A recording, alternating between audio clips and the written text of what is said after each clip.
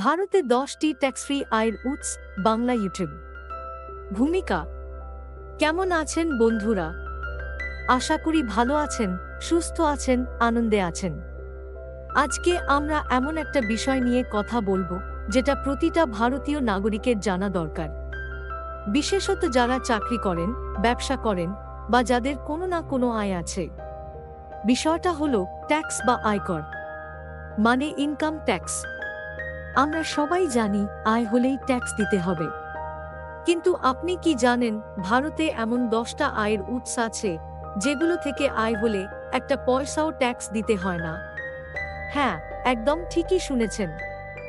Income tax আইনের অধীনে কিছু নির্দিষ্ট আয় সম্পূর্ণ করমুক্ত। আজকে আমরা সেই 10টা করমুক্ত আয়ের উৎস নিয়ে বিস্তারিত কথা বলবো, সহজ ভাষায়, বাস্তব উদাহরণ দিয়ে। তাহলে চলুন শুরু করা যাক। শুরুর আগে একটা গুরুত্বপূর্ণ কথা। বন্ধুরা, ট্যাক্স নিয়ে কথা বলার আগে একটা ছোট কিন্তু জরুরি বিষয় বুঝে নিন।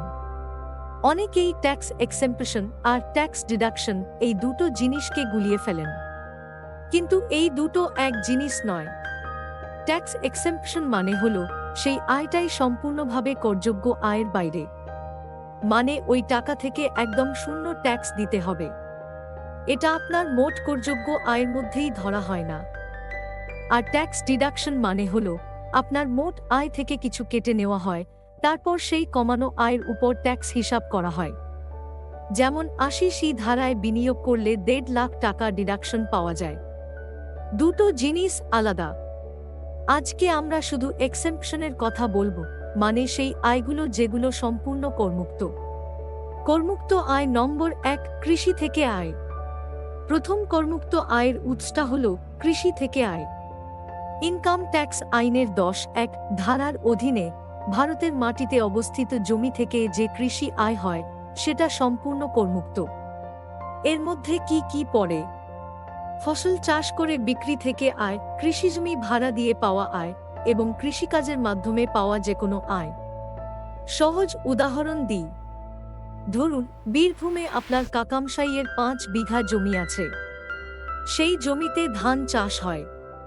সেই ধান বিক্রি করে যদি বছরে 5 লাখ টাকা আয় হয়, তাহলে সেই 5 লাখ টাকায় একটা পয়সাও ইনকাম ট্যাক্স দিতে হবে না।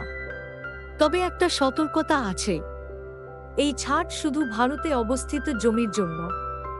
যদি কোনো ভারতীয় নাগরিক বিদেশে থাকা জমি থেকে কৃষি আয় করেন, সেটা কিন্তু করযোগ্য হবে। করমুক্ত আয় নম্বর 2, আত্মীয়দের কাছ থেকে উপহার এবং উত্তরাধিকার। দ্বিতীয় করমুক্ত আয়ের উৎস হল আত্মীয়দের কাছ থেকে পাওয়া উপহার এবং উত্তরাধিকার সূত্রে পাওয়া সম্পদ।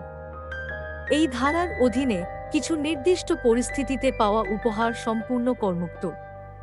এর মধ্যে পড়ে নির্দিষ্ট আত্মীয়দের কাছ থেকে পাওয়া উপহার, বিয়ের উপলক্ষে পাওয়া উপহার, উত্তরাধিকার সূত্রে পাওয়া সম্পত্তি বা টাকা, উইলের মাধ্যমে পাওয়া সম্পদ এবং মৃত্যুর আশঙ্কায় দাতা কর্তৃক দেওয়া সম্পদ। নির্দিষ্ট আত্মীয় বলতে কাদের বোঝায়? স্বামী বা স্ত্রী, ভাই বা বোন, স্বামী বা স্ত্রীর ভাই বা বোন, বাবার ভাই বা বোন, মায়ের ভাই বা বোন এবং এদের পরিবারের সদস্যরা। একটা উদাহরণ দিই। ধরুন, আপনার জ্যাঠামশাই আপনাকে 50 লাখ টাকা উপহার দিলেন। এই টাকায় কোনো ট্যাক্স দিতে হবে না, কারণ জ্যাঠামশাই নির্দিষ্ট আত্মীয়ের মধ্যে পড়েন। কিন্তু যদি কোনো বন্ধু বা পরিচিত মানুষ উপহার দেন, তাহলে বছরে 50,000 টাকা পর্যন্ত করমুক্ত। কিন্তু সেই সীমা পেরিয়ে গেলে পুরো পরিমাণটাই করযোগ্য হয়ে যেতে পারে। আর বিয়েতে পাওয়া উপহার, পাত্র বা পাত্রী যেই হোক, বিয়ের উপলক্ষে পাওয়া উপহার সম্পূর্ণ করমুক্ত, যে কোনো পরিমাণ, যে কোনো মানুষের কাছ থেকে। তবে বিয়ের আগে বা পরে নয়, শুধু বিয়ের সময় পাওয়া উপহার। করমুক্ত আয় নম্বর 3, বৃত্তি এবং শিক্ষা অনুদান। তৃতীয় করমুক্ত আয়ের উৎস হল বৃত্তি বা স্কলারশিপ এবং শিক্ষামূলক অনুদান। ইনকাম ট্যাক্স আইনের 10(16) ধারার অধীনে শিক্ষার জন্য পাওয়া বৃত্তি সম্পূর্ণ করমুক্ত। এই ছাড়টা কোথা থেকে পাওয়া বৃত্তিতে প্রযোজ্য? সরকারি বৃত্তি, শিক্ষা প্রতিষ্ঠান থেকে পাওয়া বৃত্তি, দাতব্য সংস্থা থেকে পাওয়া বৃত্তি এবং যে কোনো বেসরকারি সংস্থা থেকে পাওয়া বৃত্তি। সবচেয়ে ভালো কথা হলো এই ছাড়ের কোনো ঊর্ধ্বসীমা নেই। যতটুকুই বৃত্তি পান না কেন, যদি সেটা সত্যিকার শিক্ষার খরচের জন্য হয় তাহলে সম্পূর্ণটাই করমুক্ত। কলকাতার উদাহরণ দিই। ধরুন কোনো ছেলে যেই পাস করে আইআইটিতে ভর্তি হলো এবং সরকারি বৃত্তি পেল বছরে 1 লাখ টাকা। এই 1 লাখ টাকায় একদম ট্যাক্স দিতে হবে না। করমুক্ত আয় নম্বর 4, অবসরে পাওয়া গ্র্যাচুইটি। চতুর্থ করমুক্ত আয়টা হলো অবসরকালীন গ্র্যাচুইটি। গ্র্যাচুইটি হলো দীর্ঘদিন একটা কোম্পানিতে কাজ করার পরে অবসর নেওয়ার সময় বা চাকরি ছাড়ার সময় নিয়োগকর্তা যে এককালীন টাকা দেন। সরকারি কর্মচারীদের জন্য অবসরে পাওয়া গ্র্যাচুইটি সম্পূর্ণ করমুক্ত, যে কোনো পরিমাণ হোক না কেন। বেসরকারি কর্মচারীদের জন্য 10-10 ধারার অধীনে 20 লাখ টাকা পর্যন্ত গ্র্যাচুইটি করমুক্ত। একটা উদাহরণ দিই। ধরুন আপনি একটা বেসরকারি কোম্পানিতে 25 বছর কাজ করলেন। অবসরে সেই কোম্পানি আপনাকে 15 লাখ টাকা গ্র্যাচুইটি দিল। এই 15 লাখ টাকায় কোনো ইনকাম ট্যাক্স দিতে হবে না। কিন্তু যদি 25 লাখ টাকা গ্র্যাচুইটি পান, তাহলে 20 লাখ টাকা করমুক্ত, বাকি 5 লাখ টাকা করযোগ্য হবে। করমুক্ত আয় নম্বর 5, ছুটি নগদায়ন বা লিভ এনক্যাশমেন্ট। পঞ্চম করমুক্ত আয়টা হল লিভ এনক্যাশমেন্ট, মানে অব্যবহৃত ছুটির বদলে পাওয়া নগদ টাকা। কেন্দ্রীয় এবং রাজ্য সরকারের কর্মচারীদের জন্য অবসরের সময় লিভ এনক্যাশমেন্ট সম্পূর্ণ করমুক্ত। বেসরকারি কর্মচারীদের জন্য বর্তমান নিয়ম অনুযায়ী 25 লাখ টাকা পর্যন্ত লিভ এনক্যাশমেন্ট করমুক্ত। তবে এই পরিমাণ নির্ভর করে বেতন, অব্যবহৃত ছুটির পরিমাণ এবং পাওয়া মোট টাকার উপর। একটা সহজ উদাহরণ দিই। ধরুন আপনি একটা বেসরকারি কোম্পানিতে কাজ করেন এবং অনেক ছুটি জমিয়ে রেখেছেন। অবসরে সেই ছুটির বদলে কোম্পানি 20 লাখ টাকা দিল। এই 20 লাখ টাকায় কোনো ট্যাক্স দিতে হবে না। করমুক্ত আয় নম্বর 6, হিন্দু অবিভক্ত পরিবার বা হাফ থেকে পাওয়া অর্থ। ষষ্ঠ করমুক্ত আয়টা হল হাফ বা হিন্দু অবিভক্ত পরিবার থেকে পাওয়া অর্থ। হাফ বা হিন্দু আনডিভাইডেড ফ্যামিলি, এটা ভারতের একটা বিশেষ পারিবারিক কর ব্যবস্থা। একটা পরিবার মিলে একটা হাফ তৈরি করতে পারে এবং সেই হাফ আলাদা করদাতা হিসেবে ট্যাক্স দেয়। এখন হাফ যদি আলাদাভাবে ট্যাক্স দিয়ে দেয়, তাহলে সেই হাফ থেকে পরিবারের সদস্যরা যে অর্থ পান সেটা আর ওই সদস্যের হাতে করযোগ্য নয়। মানে একই আয়ে দুইবার ট্যাক্স দিতে হচ্ছে না। হাফ একবার দিল, পরিবারের সদস্যরা আর দেবেন না। কলকাতার উদাহরণ দিই। ধরুন একটা মারোয়াড়ি পরিবার হাফ গঠন করে ব্যবসা করছে। সেই হাফ বছরে 10 লাখ টাকা আয় করে নিজে ট্যাক্স দেয়। তারপর সেই 10 লাখ টাকা পরিবারের সদস্যদের মধ্যে ভাগ করে দেয়। প্রতিটা সদস্যের হাতে আসা সেই অর্থে আবার ট্যাক্স দিতে হবে না। করমুক্ত আয় নম্বর 7, অংশীদারিত্ব কারবার বা লব থেকে লাভের ভাগ। সপ্তম করমুক্ত আয়টা হল পার্টনারশিপ ফার্ম বা লব থেকে পাওয়া মুনাফার ভাগ। 10(2)(a) ধারার অধীনে একজন অংশীদারের মুনাফার ভাগ সম্পূর্ণ করমুক্ত। কেন? কারণ পার্টনারশিপ ফার্ম বা লব নিজেই তার আয়ের উপর ট্যাক্স দিয়ে দেয়। তাই অংশীদাররা যখন মুনাফার ভাগ পান, তখন তাদের আর ট্যাক্স দিতে হয় না। একই টাকায় দুইবার ট্যাক্স দেওয়া রোধ করার জন্যই এই ব্যবস্থা। কিন্তু একটা সতর্কতা আছে। যদি অংশীদার ফার্ম থেকে বেতন, কমিশন, বোনাস বা সুদ পান, সেগুলো করযোগ্য। উদাহরণ দিই। ধরুন আপনার বাবার সাথে মিলে একটা পার্টনারশিপ ফার্ম আছে। ফার্ম বছরে 50 লাখ টাকা মুনাফা করল, নিজে ট্যাক্স দিল।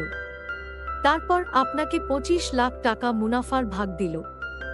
এই 25 লাখ টাকায় আপনাকে আলাদা ইনকাম ট্যাক্স দিতে হবে না। করমুক্ত আয় নম্বর 8, নির্দিষ্ট কিছু সুদের আয়। অষ্টম করমুক্ত আয়টা হল কিছু নির্দিষ্ট ধরনের সুদের আয়। সব সুদের আয় করমুক্ত নয়, কিন্তু কিছু নির্দিষ্ট জায়গার সুদ করমুক্ত। এর মধ্যে পড়ে সুকন্যা সমৃদ্ধি যোজনায় পাওয়া সুদ, পাবলিক প্রভিডেন্ট ফান্ড বা পফে পাওয়া সুদ, নির্দিষ্ট ট্যাক্স ফ্রি বন্ডে পাওয়া সুদ, এনআরই অ্যাকাউন্টে পাওয়া সুদ এবং নির্দিষ্ট সরকারি প্রকল্পে পাওয়া সুদ। একটা উদাহরণ দিই। ধরুন আপনি প্রতি মাসে পফে টাকা রাখেন। সেই টাকার উপর বছরে যে সুদ পাবেন সেটা সম্পূর্ণ করমুক্ত। শুধু তাই নয়, হপফে দেওয়া টাকায় ৮০ ধারায় ডিডাকশনও পাওয়া যায়। মানে দুই দিক থেকেই সুবিধা। আর সুকন্যা সমৃদ্ধি যোজনায় কন্যা সন্তানের জন্য যে টাকা রাখা হয় সেই টাকার সুদও সম্পূর্ণ করমুক্ত। পশ্চিমবঙ্গের বাবা মায়েরা যারা মেয়ের ভবিষ্যতের জন্য সঞ্চয় করছেন তাদের জন্য এটা একটা দারুণ সুযোগ। করমুক্ত আয় নম্বর ৯, প্রভিডেন্ট ফান্ড থেকে উত্তোলন। নবম করমুক্ত আয়টা হল প্রভিডেন্ট ফান্ড বা পফ থেকে উত্তোলন। সরকারি কর্মচারীদের ক্ষেত্রে স্ট্যাচুটরি প্রভিডেন্ট ফান্ড থেকে উত্তোলন সম্পূর্ণ করমুক্ত। বেসরকারি কর্মচারীদের ক্ষেত্রে স্বীকৃত প্রভিডেন্ট ফান্ড থেকে উত্তোলন করমুক্ত যদি কর্মচারী অন্তত ৫ বছর একটানা চাকরি করেছেন। কিন্তু যদি ৫ বছর আগেই চাকরি ছেড়ে দেন এবং পফ তুলে নেন তাহলে সেই পরিমাণ করযোগ্য হতে পারে। উদাহরণ দিই, ধরুন আপনি একটা কোম্পানিতে ৮ বছর কাজ করলেন, তারপর অবসর নিলেন বা চাকরি ছাড়লেন। এই সময় পফ থেকে যা তুলবেন তাতে কোনো ট্যাক্স দিতে হবে না। কিন্তু যদি মাত্র ৩ বছর কাজ করেই পফ তোলেন তাহলে ট্যাক্স দিতে হতে পারে। করমুক্ত আয় নম্বর ১০, জীবন বীমার মেয়াদ শেষে পাওয়া অর্থ। দশম এবং শেষ করমুক্ত আয়টা হল জীবন বীমা পলিসির মেয়াদ শেষে পাওয়া অর্থ।